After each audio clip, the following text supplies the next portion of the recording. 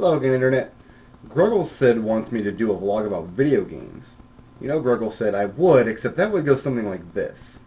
That's what you get when you're at your hard win. Whoa.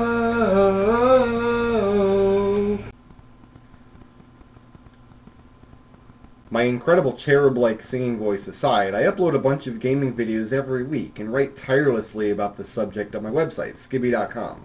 In fact, right now on the main page, you can read about my thoughts on the new Bionic Commando game, read a page out of my old World of Warcraft Warlock's journal, read an experience I had in RVR and Warhammer Online, and count them, two posts about Metroid. It's easy for people with no social life, for example, moi, to get drawn into very homogenous, single-minded internet communities.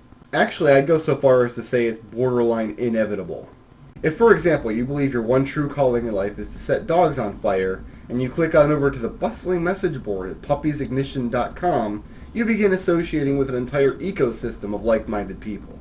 After a while, you can start to lose sight of the fact that most of society doesn't look too kindly on flaming poodles. Your worldview continues to get narrower and narrower until you begin to put literally everybody into one of the two camps, pro-propane or pro-kerosene, in the eternal debate on what's the best combustible for your pooch, completely disregarding the fact that most people don't burn their pets. That's how I am with video games. I've spent $1,000 just on consoles this generation. If left to my own devices, whatever time I don't spend playing video games during the day, I will spend reading about them, discussing them, or designing them on graph paper. It took a metric ton of willpower to tear myself away from Final Fantasy IV The After Years long enough to script this vlog. And who knows how many times I clicked away from my notepad window to play a round of Spelunky or refresh this week's GameSpite Fun Club. To further drill home the point about how unimaginably obsessive I can get about video games, the cardboard sleeve that Wii Sports came in wasn't good enough for me, so I bought a white case and printed out this cover on the internet so it can sit snugly on my shelf. I don't even play this game, just the thought of having a lone cardboard sleeve on my shelf was causing me to lose sleep. Also, if you come to my house and you want to play a game, but there's some other game in the system, so you take that game out and put it in the box that belongs to the first original game that you wanted to play, I will very likely kill you! That's why I purposely avoid the subject of video games in my vlog. It gives me an opportunity to step outside my element a little bit and offer observations or opinions that I might otherwise not get out there.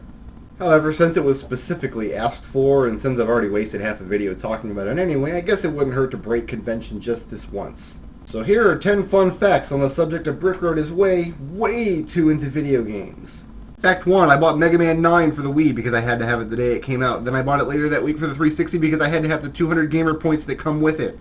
Fact 2, my favorite Robot Masters from each Mega Man game in order are Guts Man, Metal Man, Snake Man, Skull Man, Gyro Man, Centaur Man, Turbo Man, Search Man, and Splash Woman. Fact 3, people assume that my dog is named after famous author Edgar Allan Poe, when in fact he is named after mechanically inclined King Edgar Rone Figaro. Fact 4, I have meticulously mapped out every single room in the Adventures of Lolo using ASCII characters. Fact 5, I am one of those super annoying NetHack purists who refuses to play the game with a tile set.